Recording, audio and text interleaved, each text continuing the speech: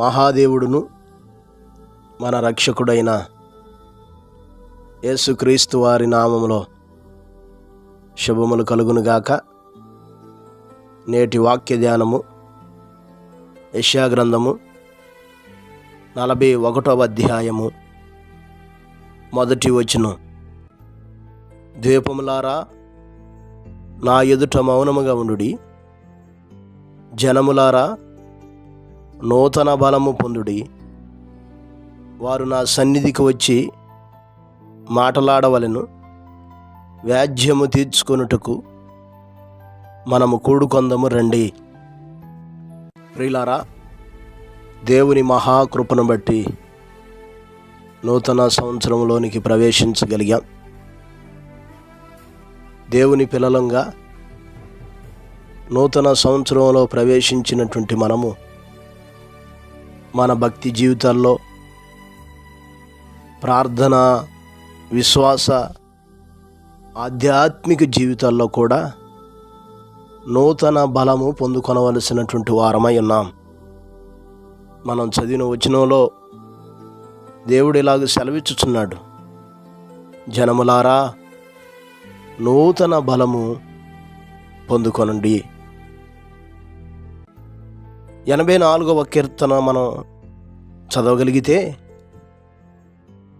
ఆ కీర్తనలో ఎవరైతే దేవుని సన్నిధిని ప్రేమిస్తారో, దేవుని వాక్యాన్ని ధ్యానిస్తూ ఆయన్ను స్తుతిస్తూ ఆయన సన్నిధానములో జీవిస్తూ ఉంటారో వారు నానాటికి బలాభివృద్ధి నొందుచు ప్రయాణము చేయుదురు అనేటటువంటి మాటను మనం 7వ వచనంలో చూడగలుగుతున్నాం. ప్రియులారా, మనము దినదినము నూతన బలము పొందుకొనగలిగినటువంటి వారుగా ఉండాలి అంటే, భక్తుడి వలె దేవుని సన్నిధిని ప్రేమిస్తూ ఆయన్ను స్తుతిస్తూ ఆయన మాటలు ధ్యానిస్తూ ఆయన కొరకు కనిపెట్టుకొనవలసినటువంటి వారమై ఉన్నాం.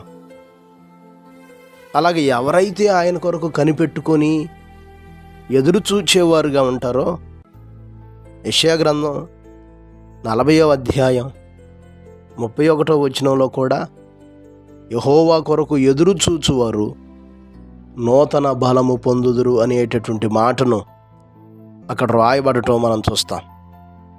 కనుక ఈ క్రొత్త సంవత్సరంలో మేము క్రొత్త సంవత్సరంలోకి వచ్చామని సంతోషించడం కాదు, కానీ ముందున్న దినాల్లో దేవుని కొరకు కనిపెట్టుకొని ఎదురు చూస్తూ ఆధ్యాత్మిక జీవితంలో నూతన బలము మనం పొందవలసినటువంటి వారమై ఉన్నాం.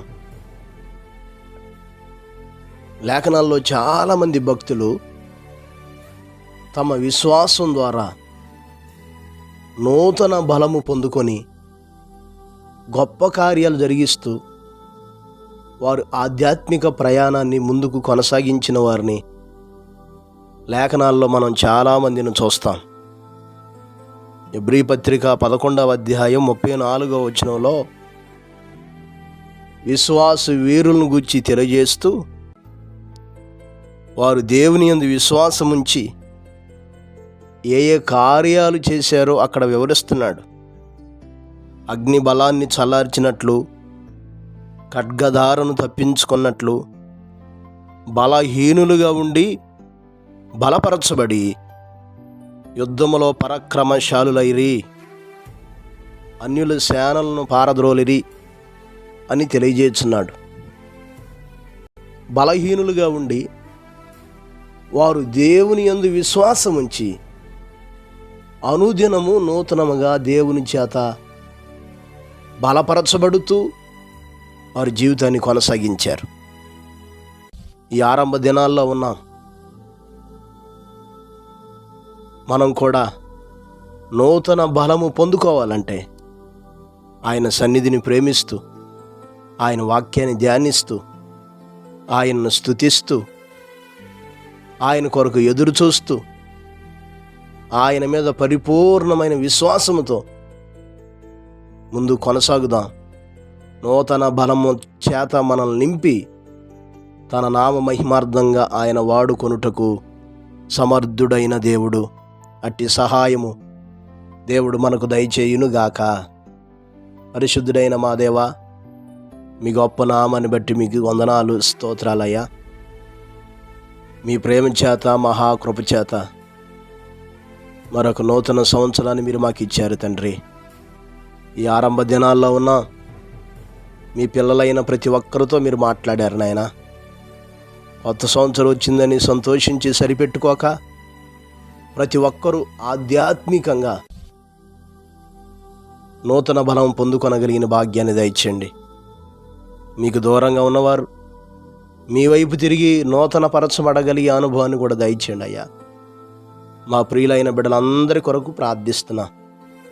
వారిని మీరు బలపరచండి, కృప చూపించండి, నడిపించి సహాయం చేస్తూ మీ యొక్క సన్నిధి కాంతి వారి మీద ప్రకాశింపచేస్తూ గొప్ప కార్యాలు జరిగించమని యేసు నామమున అడిగి వేడుకొనుచున్నాము తండ్రి. ఆమేన్. ప్రభు కృప మీకు తోడై ఉండునుగాక.